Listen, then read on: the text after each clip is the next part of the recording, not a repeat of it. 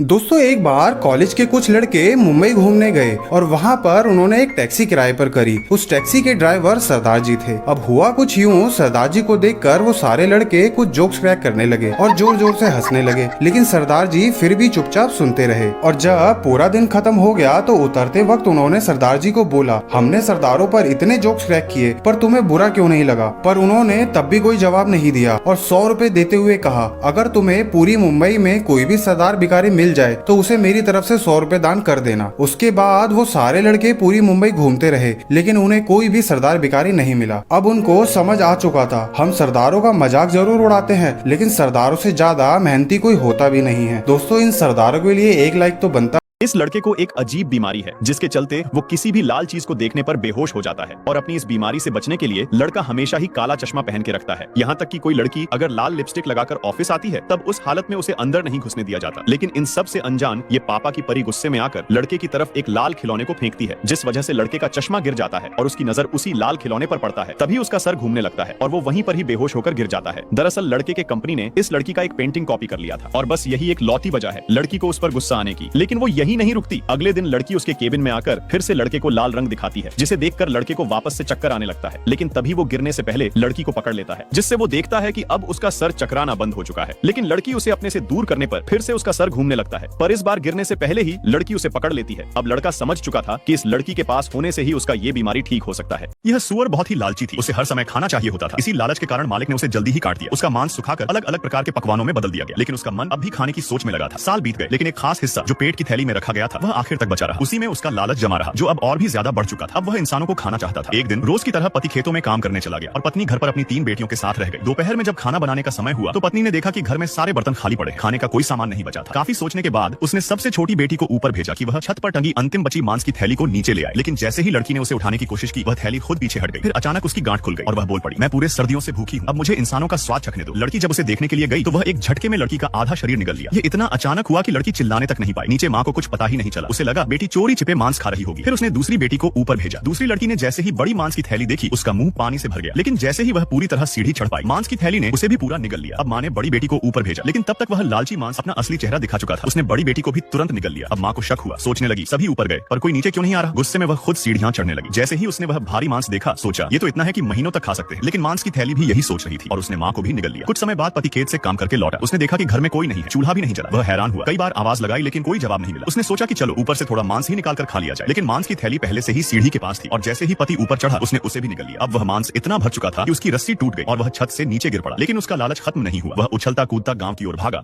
और जो भी किसान खेत से लौट रहे थे सबको निगलता गया। अब उसका शरीर और पेट दोनों बड़े होते जा रहे थे और उसका लालच भी बढ़ता गया। जो कभी इंसानों से नफरत करता था क्योंकि उन्होंने उसे खाया था, अब वही खुद इंसानों को खाने